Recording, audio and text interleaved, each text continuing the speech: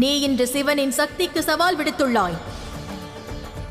உன் மரணத்தை தழுவுவதற்கு தயாராகிவிடு, தயாராகிவிடு, தயாராகிவிடு. நன்றி தேவி, தாங்கள் என்னை சம்ஹாரம் செய்து சிவனை என் இதயத்தில் இருந்து விடுவிப்பீர்கள்.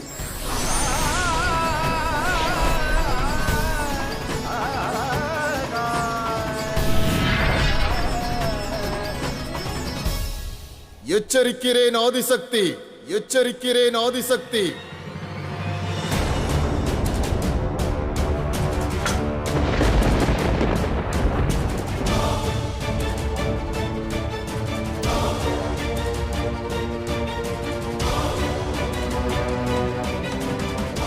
இது கஜாசுரனின் குரல் அல்லவா?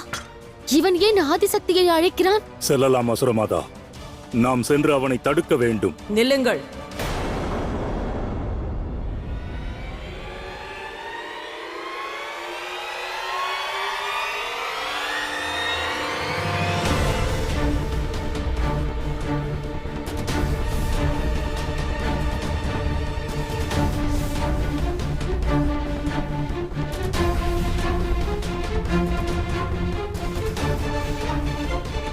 தாங்கள் எங்கும் செல்ல வேண்டிய அவசியமில்லை.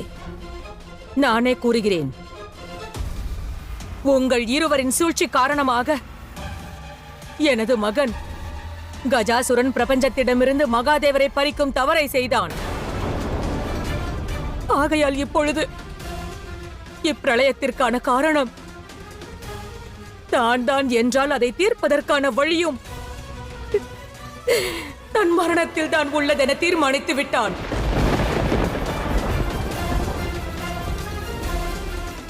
ஆகையால் எனது மைந்தன் தேவி பார்வதியுடன் யுத்தம் புரிய செல்லவில்லை. மாறாக தேவி பார்வதியின் கரங்களால் மரணத்தை ஏற்க சென்றிருக்கிறான். இல்லை, இல்லை. நாம் சென்று கஜாசுரனை தடுத்தாக வேண்டும். ஏனென்றால் கஜாசுரன் இதயத்தில் மகாதேவர் இருக்கிறார், மகாதேவர் இருக்கிறார். கஜாசுரனின் மரணம் நேர்ந்து விட்டதென்றால் சிவன் விடுவிக்கப்படுவார். அவ்வாறு நடந்தால் நாம் தோற்று விடுவோம். எந்த நிலையிலும் நாம் சென்று கஜாசுரனை தடுக்க வேண்டும். வாருங்கள்.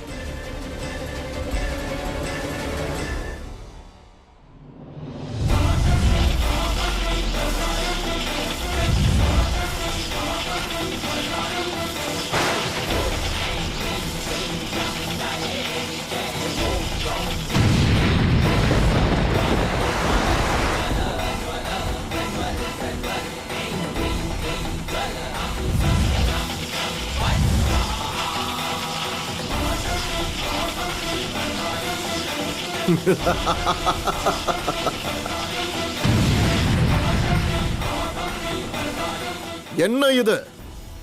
இதுதான் உங்களது சக்தியா? ஆதிசக்தி என்றார்கள். என்னிடம் இருந்தே பிரபஞ்சத்தின் சக்தி உதித்தது. அந்த சக்திக்கு நீ சவால் விடுத்திருக்கிறாய். மன்னியுங்கள் ஆதிசக்தி, உங்களிடம் யுத்தம் புரிய நான் விரும்பவில்லை. ஆனால் என்ன செய்ய? மகாதேவரை விடுவிக்க எனக்கு வேறு எந்த வழியும் இல்லை.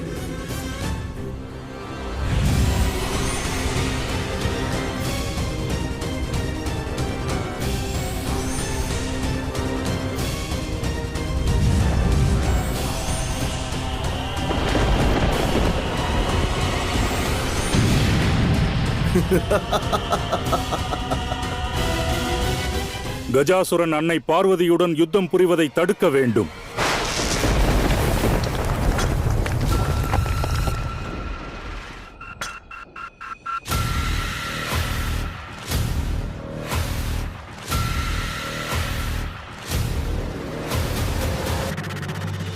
நீங்கள் செல்வதற்கு நான் அனுமதிக்க மாட்டேன். எனது மைந்தன் கஜாசுரனின் உத்தேசத்தை தடுப்பதற்கு நான் உங்களை செல்ல விட மாட்டேன். நீங்கள் இருவரும் எனது மைந்தனை உங்கள் மாய வலையில் சிக்க வைத்தீர்கள். அவன் வாயிலாக ஒரு பாவத்தை புரிய வைத்தீர்கள். ஒருவேளை இந்த யுத்தம் நின்றால் எனது மைந்தன் சிவபக்தன் கஜாசுரன் காலம் உள்ளவரை களங்கப்பட்டு விடுவான். நீங்கள் இருவரும் இங்குதான் இருக்க வேண்டும். இந்த யுத்தம் முடியும் வரையில் நீங்கள் காத்திருக்க வேண்டும். மகிஷி, என்ன துணிவிருந்தால் நீ எங்கள் பாதையில் இடையூறாக வந்திருப்பாய். எங்கள் சக்தியை பற்றி நீ அறிய மாட்டாயா?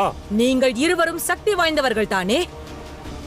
ஆயினும் ஒரு அன்னையின் தாய்மை சக்திக்கு முன்னால் உங்கள் சக்தி பலனற்றது. ஹர ஹர மகாதேவா, ஹர ஹர மகாதேவா.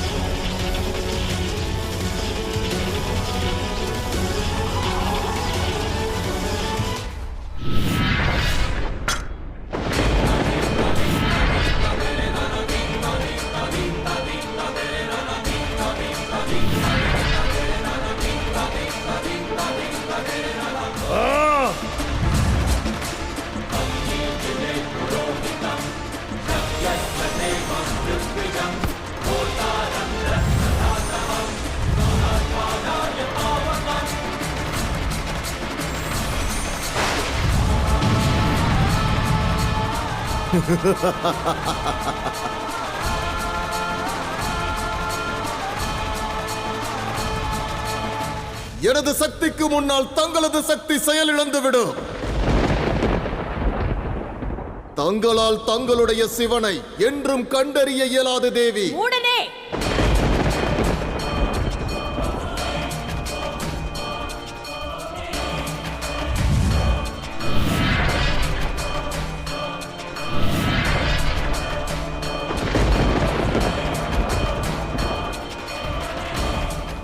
தேவி, உங்கள் பிடிவாதத்தை விட்டுவிடுங்கள். சகல வல்லமை பொருந்திய ஆதிசக்தி ஒரு அசுரனிடம் தோற்பது உங்களுக்கு அழகு சேர்க்காது. அதையும் தாண்டி சிவனை காண வேண்டும் என்று விரும்பினால் சிறுவர்களைப் போல் விளையாடுவதை நிறுத்தி உங்கள் தனுசை ஏந்துங்கள். என் மீது பானத்தை செலுத்துங்கள். முடிந்தால் சம்ஹாரம் செய்யுங்கள்.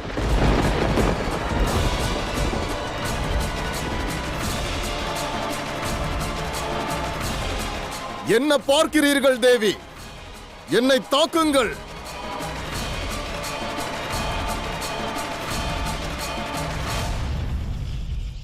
என்ன மூடத்தனம் இது? எங்களை விடுவித்து விடு. கூறியது புரியவில்லையா? இல்லையேல் பெரும் தவறு நேர்ந்துவிடும். இதை விட வேறு என்ன தவறாக நடந்துவிடப் போகிறது? மகனின் மரணத்தை பற்றி அறிந்த பிறகும் அவனை காப்பாற்ற முடியவில்லை. இந்த நிலை வேறு எந்த தாய்க்கும் வரக்கூடாது. என்ன ஆனது தேவி? என்ன யோசனை? சிவன் மீது தாங்கள் இட்ட ஆணைக்கு எந்த மதிப்பும் இல்லையோ என்று எனக்கு தோன்றுகிறது.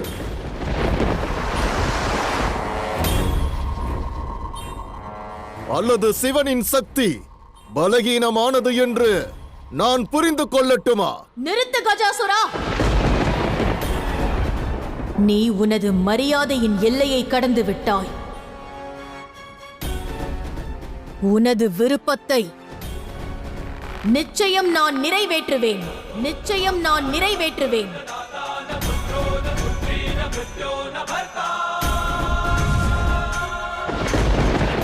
கஜாசுரா,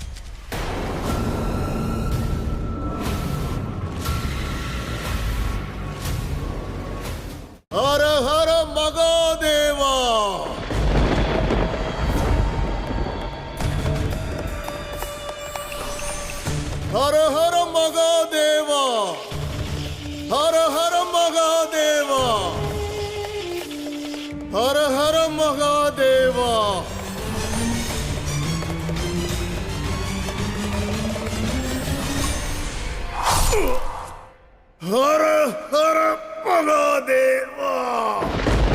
கஜாசுரா!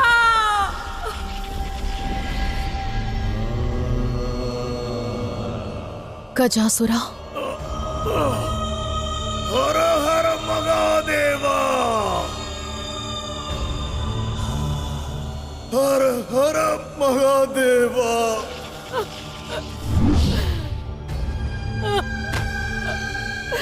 ஹர ஹர மகாதேவா!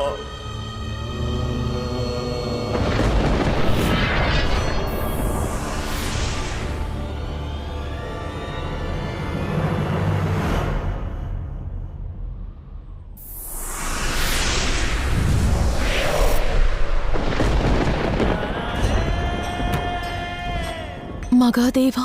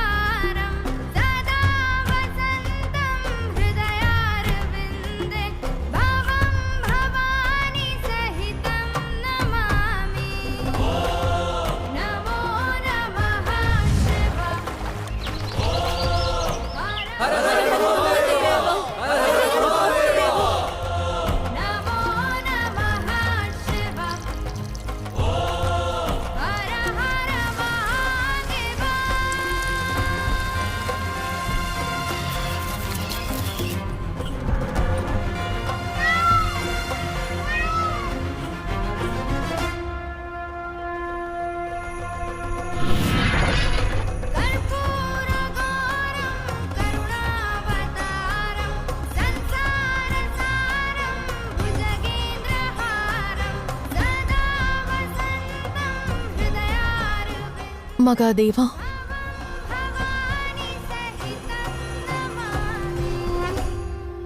தாங்கள் கஜாசுரனின் இதயத்தில் இருந்தீர்களா? ஆம் தாயே,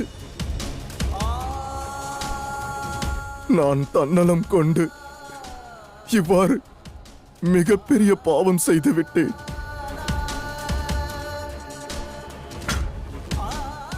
மகாதேவரை என்னுடைய இதயத்தில் சிறைப்பிடித்தேன்.